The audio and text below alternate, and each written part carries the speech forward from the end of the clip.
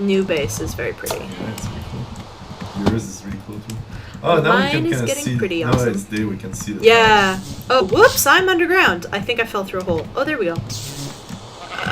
Let me go see. Okay, so this is the giant, and then there is the Dark Tower. It's very Stephen King-esque. Yeah.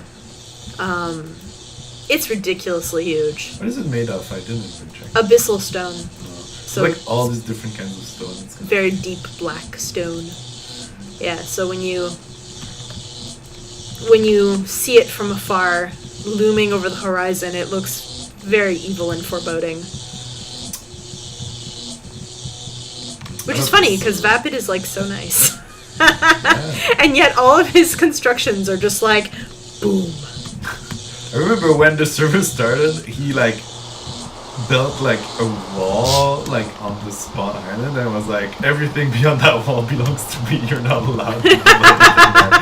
This is my private property. Yeah, no, he had, it was called, he called it like his forest or his nature reserve.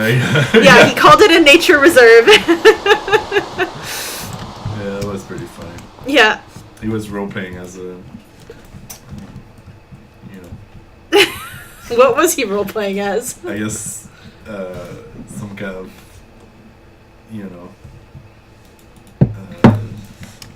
colonizer or I mean, I think that like the moment you start playing Minecraft, you're role-playing colonization. Yeah, I wish you could.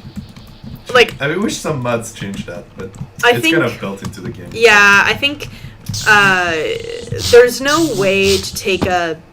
There's no real way to take a game like this and have it not be about, like, terra nullius and I think you could do things to complicate it. Yeah, of course. Because when you think about it, there's nothing wrong with making a game about colonization, but it's like, how is colonization represented, right? Yeah. And here it's like just this pure fantasy. Like, yeah.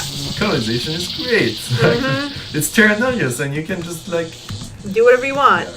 Well, this is also, I have this theory that it's part of why people like Minecraft so much, is that it's like, because the same reason why people like would actually go on boats to like colonize the new world and stuff is because they wanted to have like land, because they were landless or whatever, and they were like, oh, if I go, and I can get some stolen land from the Americas and start as a landholder, and it was like class mobility, right? Mm-hmm. And my theory is that Minecraft is really popular in our society because it's basically something that people don't experience in their real lives.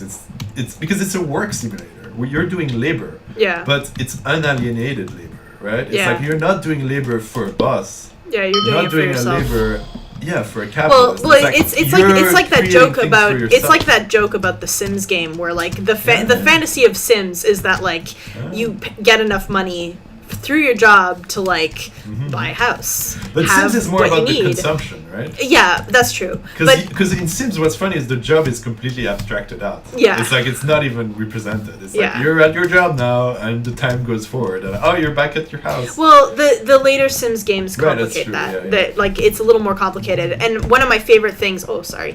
One of my favorite things about like I think Sims 3 or Sims 4 is that like you can be a stay-at-home writer and you make so much money. Like the more you work at it, like you start like making serious money, but you're a stay-at-home writer and it's amazing. Well, and it's like the fantasy here is that like as you get better at being a writer, you actually get like proportionally like the myth of meritocracy is actually real, right? And a lot of those jobs in the Sims that are simulated in the new ones are like you're like an entrepreneur. It's like you start a business or something, or you're a freelancer, or you're a journalist, or yeah.